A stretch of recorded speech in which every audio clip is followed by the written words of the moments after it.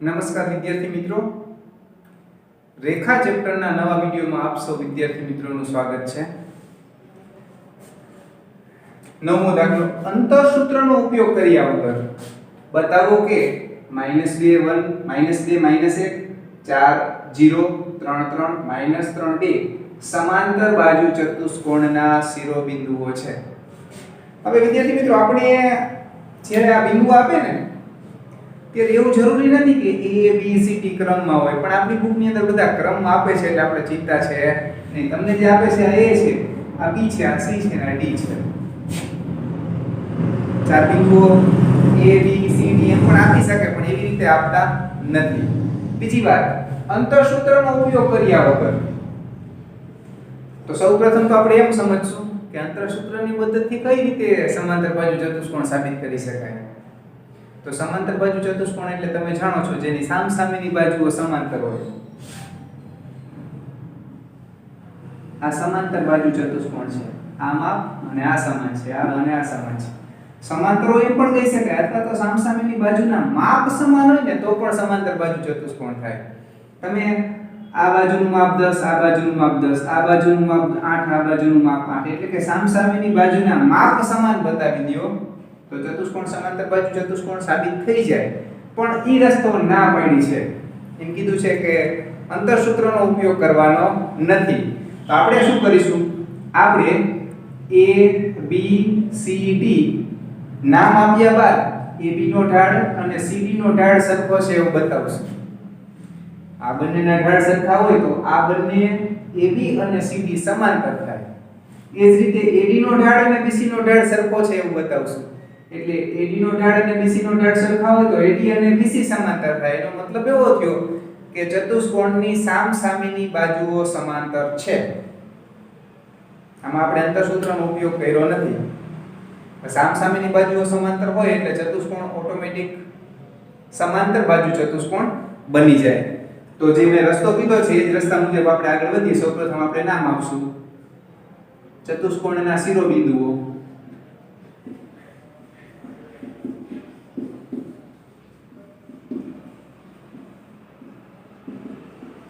A -2 -1, B 4 0, C 3 3, D -3 2 આપેલા છે. સમાંતર બાજુ એના નામ મુજબ જ સામસામેની બાજુઓ સમાંતર. આપણે ચારે ચારના ઢાળ મેળવવાના છે. AB નો ઢાળ y યામની બાદબાકી છેદમાં x યામની બાદબાકી 1/6. BC નો ઢાળ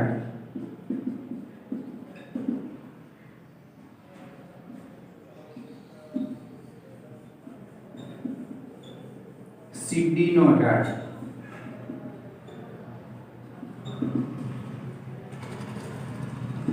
ક્યાં રાખે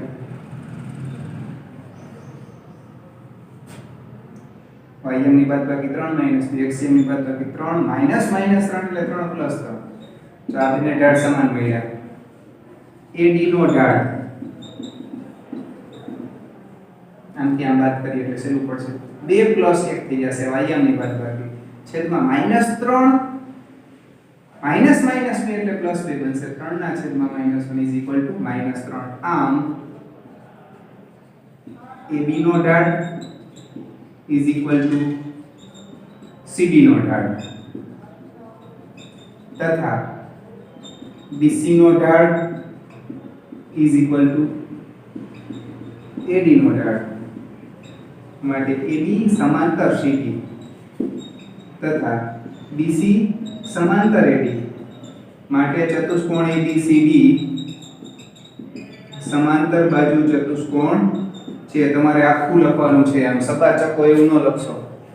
સમાંતર બાજુ ચતુષ્કોણ છે. આટલી સાબિતીથી આપણે સાબિત કરી શકશું. અંતરસૂત્રનો આપણે ક્યાંય ઉપયોગ કરેલો નથી.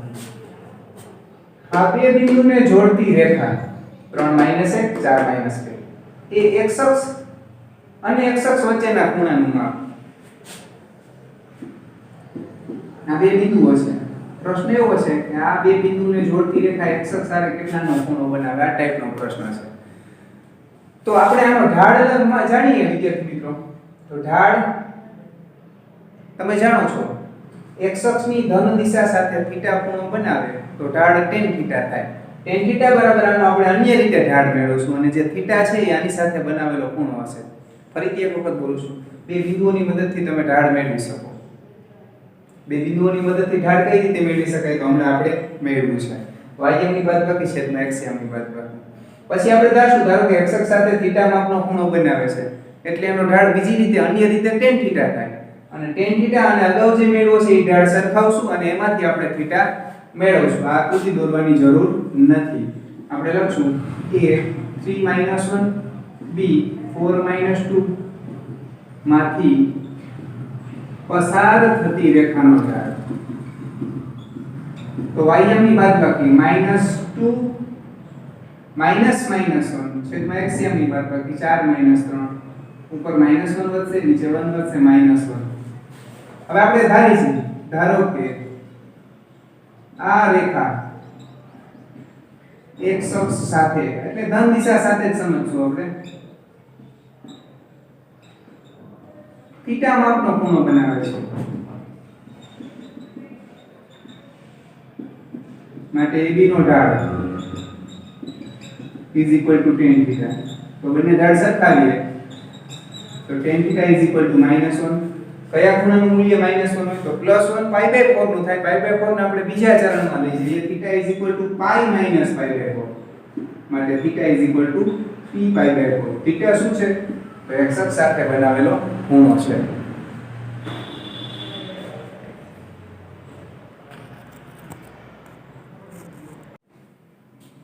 બે રેખા વચ્ચેનો ખૂણો. વિદ્યાર્થી મિત્રો, બે રેખા વચ્ચેનો ખૂણો સામાન્ય બાબત છે પણ છતાંય ડેફિનેશનમાં તમને થોડીક એમાં વિશેષ બાબત તમને નજરે આવશે. બે રેખા જો પરસ્પર લંબ હોય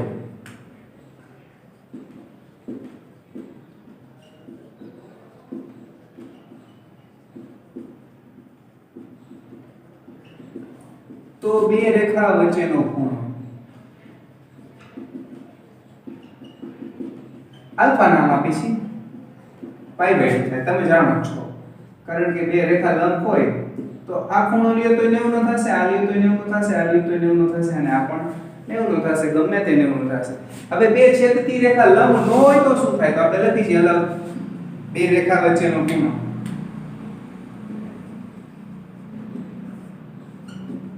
જો બે છેદતી રેખા પરસ્પર લંબ ન હોય તો તેના છેદવાથી બનતા ડેફિનેશનના શબ્દો થોડા તમને હાર્ડ લાગશે એટલે હું પહેલા તમને સમજાવી દઉં. બે છેદતી રેખા કેવી છે તો લંબ નથી. ધારો કે આ ખૂણો 80 નો છે તો આ ઓટોમેટિક 100 નો થશે. તમે જાણો છો એકબીજાના અભિકોણ થાય અને 80 નો થાય અને આ 100 નો ખૂણો થાય. તો જવાબ તો 80 અથવા 100 આવશે બે રેખા વચ્ચેનો ખૂણો. તો અહીંયા ચાલે 90 હતા તો ગમે એક 90 કહી શકાય. અહીંયા 80 કેવા કે 100 કેવા તો જે લઘુકોણ છે ને એ બે રેખા વચ્ચેનો ખૂણો બને. એટલે કે આપણે બે રેખા વચ્ચેનો ખૂણો આવા કેસની અંદર 80 કહીશું. ધારો કે એક ખૂણો 5 નો હોય અને બીજો ખૂણો 170 નો હોય. આ રીતે એકદમ અહીંયા 5 નો ખૂણો છે ને 175 નો છે અને એનો સરવાળો 180 થશે. આ અભિકોણ છે અહીંયા 5 થશે 175 થશે. તો કોને કેવો બે રેખા વચ્ચેનો ખૂણો 175 કે 5 તો જે લઘુકોણ છે એને કહેવાનો થાય એટલે કે 5 થશે. 5 અંશ. આપણે એ જ વસ્તુ લખી છે બે છેદતી રેખા પરસ્પર લંબ ન હોય તો તેના છેદવાથી બનતા એકરૂપ અભિકોણ ની બે જોડ પૈકી બે જોડ પૈકી છે એકરૂપ અભિકોણની. આ સમાન છે આ એકરૂપ છે. જે જોડ લઘુકોણ હોય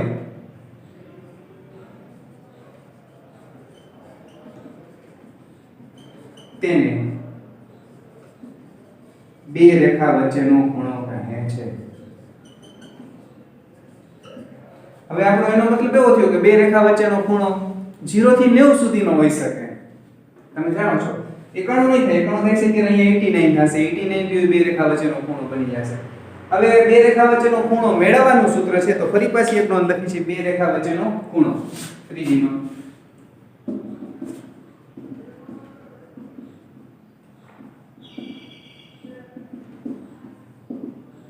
અત્યારે જે સૂત્ર લખી છે એ ઢાળની મદદથી આ ખૂણો કઈ રીતે મળે એ લખી છે. આ ખૂણાને આલ્ફા કહું છું, આનો ઢાળ m1 અને આનો ઢાળ m2. તો આ ત્રણેયને સાંકળતું સૂત્ર છે. ઢાળની મદદથી ખૂણો મળે. કદાચ એક ઢાળ આપ્યો હોય અને ખૂણો આપ્યો હોય તો બીજી રેખાનો ઢાળ મળી શકે. ટૂંકમાં ત્રણમાંથી બે વસ્તુ આપેલી હોય તો તમે ત્રીજી મેળવી શકો. તો આપણે એના માટેની એક નોંધ લખી છે. m1 અને m2 ઢાળવાળી બે રેખા વચ્ચેનો ખૂણો આલ્ફા હોય તો tan આલ્ફા બરાબર મોડ ઓફ m1 m2 છેદમાં 1 m1 m2. આ એક સૂત્ર છે જે તમારે યાદ રાખવાનું છે. તો બંનેના ઢાળની મદદથી ખૂણો મળી શકે. કદાચ એકાદો ઢાળ m2 તમને ના આપ્યો હોય, m1 આપ્યો હોય અને આલ્ફા આપ્યો હોય તો m2 પણ મળી શકે. આ રીતે તમે ગણી શકશો. આગળ વાત કરીએ. નેક્સ્ટ એક્ઝામ્પલ વિદ્યાર્થી મિત્રો, જો બે રેખાઓ વચ્ચેના ખૂણાનું માપ આલ્ફા હોય અને tan આલ્ફા 1/3 હોય અને બે રેખા પૈકી એક રેખાનો ઢાળ બીજી રેખાના ઢાળ કરતા 2 ગણો હોય તો બે રેખાના ઢાળ મેળવો. હવે અહીંયા તમને tan આલ્ફા નું મૂલ્ય આપેલું છે. હવે m1 અને m2 નો એકબીજાનો સંબંધ આપેલો છે. એકનો ઢાળ તમે m ધારો તો બીજાનો ઢાળ 2m થાય. એટલે એક મળે એટલે બીજું તમને ઓટોમેટિક મળી જશે. આપણે લખી છે ધારો કે એક રેખાનો ઢાળ m1 બરાબર m છે માટે બીજી રેખાનો ઢાળ m2 બરાબર તેનાથી બમણો એટલે કે 2m થાય. એક આપણે ધાર્યો છે, બીજી રેખાનો ઢાળ એનાથી 2 ગણો છે એટલે આપણે લખવું પહેલાનો m હોય તો બીજાનો 2m થાય. બંને વચ્ચેનો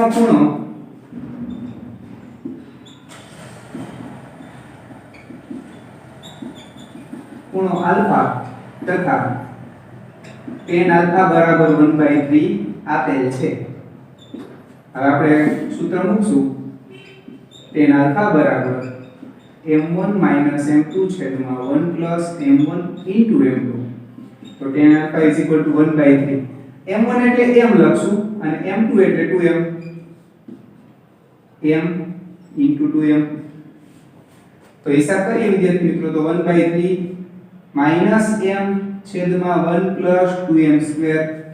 હવે આ -1 કોમન લઈ લઉં ને તો માનકની બહાર -1 નો માનક આવે એટલે +1 બની જાય. અહીંયા -1 લખું કે +1 એનો કોઈ ફેર પડતો નથી. તમે માઈનસ એ રાખી શકો.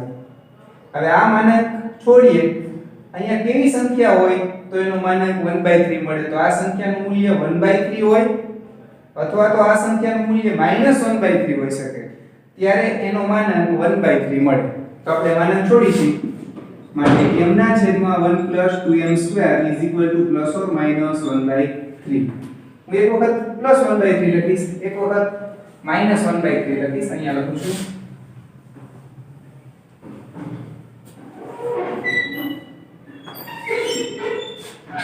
m ના છેદમાં 1 2m સ્ક્વેર = 1/3 અથવા m ના છેદમાં 1 2m સ્ક્વેર = -1/3. ચોકડી ગુણાકાર.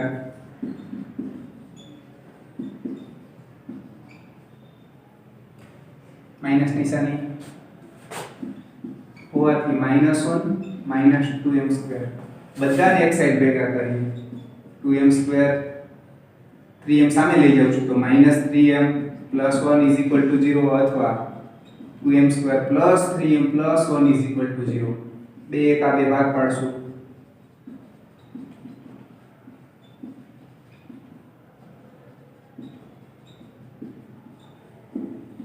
2m કોમન લઈએ, m - 1 અહીંયા પણ 2m કોમન લઈએ, m + 1. સાદું એકદમ ઈઝી છે. m - 1 કોમન તો 2m - 1 વધશે અથવા અહીંયા m + 1 કોમન પડે એટલે માટે m = 1 અથવા m = 1/2 અથવા m = -1 અથવા m = -1/2. હવે આપણે લખશું એક રેખાનો ઢાળ. પ્રથમ રેખાનો એવું સારું લાગશે થોડું.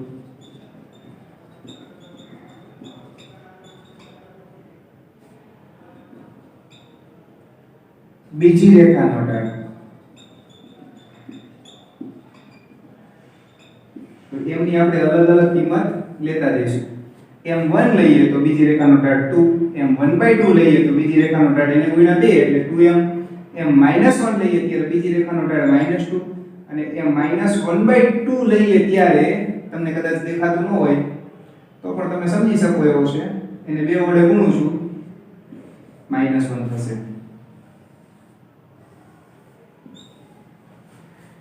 આ રીતના ઢાળ મળશે.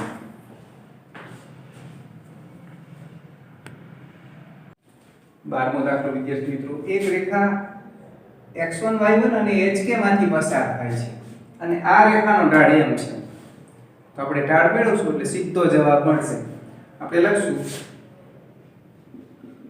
x1 y1 અને hk માંથી પસાર થતી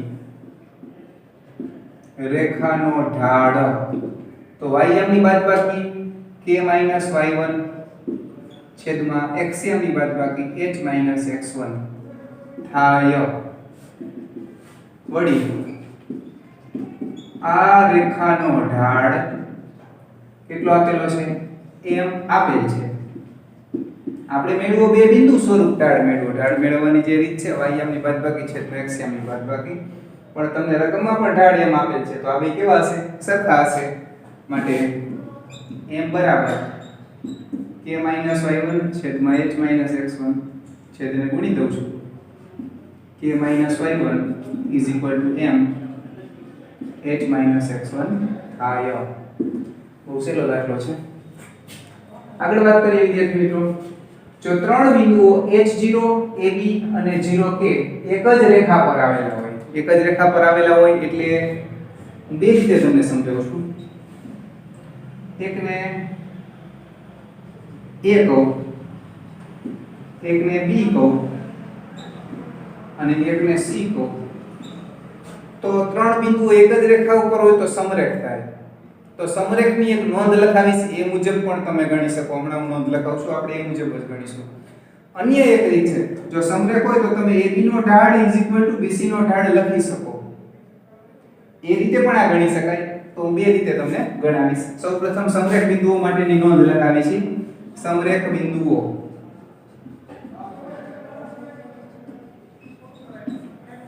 લખી છે નોંધ. જો x1 y1 સમરેખ એટલે એક જ રેખા પર આમ સીધા દેખાય એ રીતના. જો x1 y1 x2 y2 x3 y3 સમરેખ બિંદુઓ હોય તો આમ ડબલ એમ્પ્લાય જેવું છે. x1 y1 1 x2 y2 1 x3 y3 1 એના નિશ્ચયક બરાબર 0 થાય.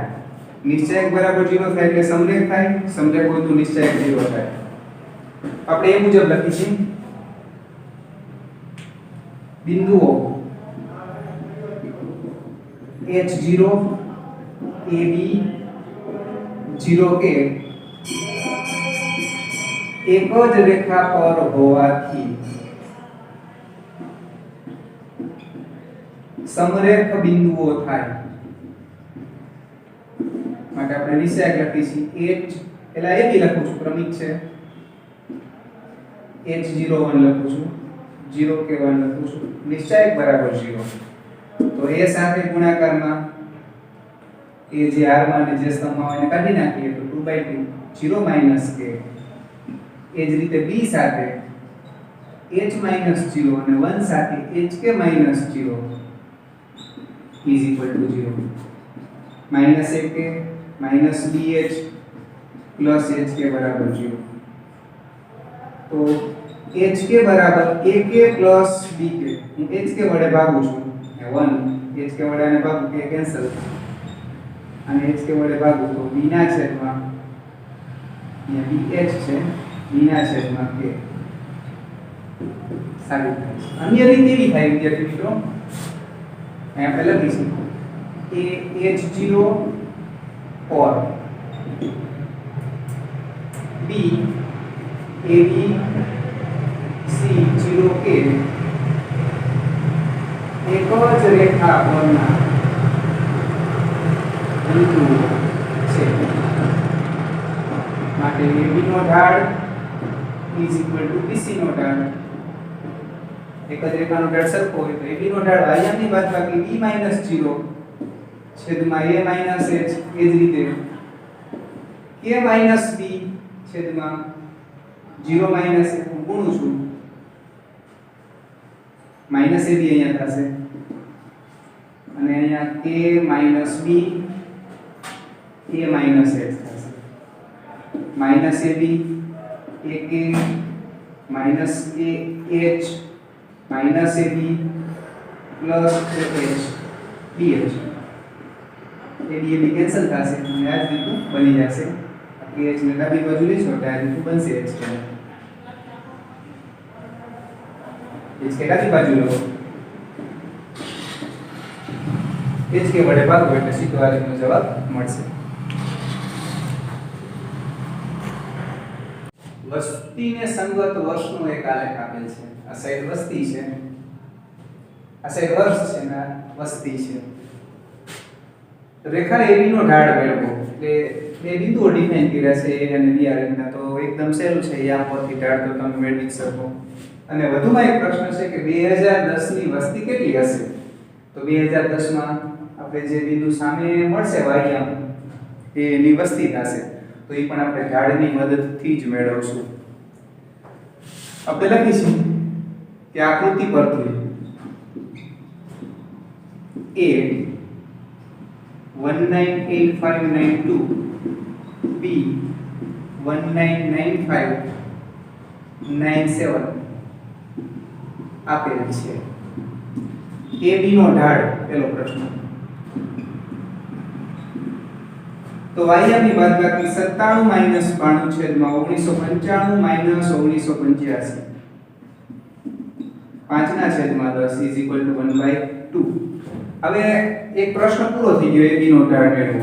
હવે આપણે ધારી છે ધારો કે 2010 ની વસ્તી કે છે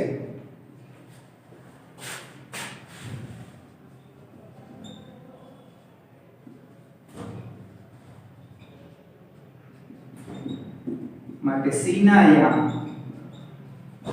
2010 કે થાય. તો આકૃતિ પરથી AB નો ઢાળ ઇઝ ઇક્વલ ટુ BC નો ઢાળ.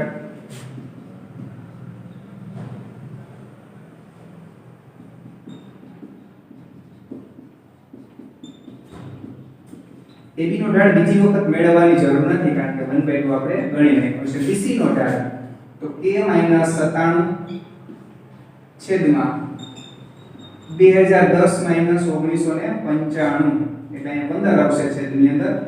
આ 15 નું અહીં સામે લઈ જાઉં છું. 15 ના છેદમાં 2 ઇઝ ઇક્વલ ટુ k - 97 97 સામે ઉમેરાઈ જશે. a is equal to 97 plus 15 ના છેદમાં 2 તો 97 ગુણ્યા 2 કરશું તો 194 પ્લસ 15 છેદમાં 2 અથવા તો 7.5 લખી નાખીએ તો વધુ બેટર રહેશે. તો 97 અને 7 204.25 આ રીતે જવાબ મળશે. હવે વસ્તી કરોડમાં અહીંયા લખેલી છે.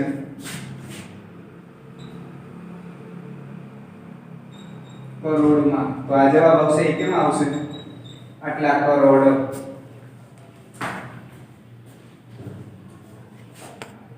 એ 97 પ્લસ 7 અહીંયા દસા લીધો એટલે 100 મારા મનમાં હતા 104.5 કરોડ મળશે.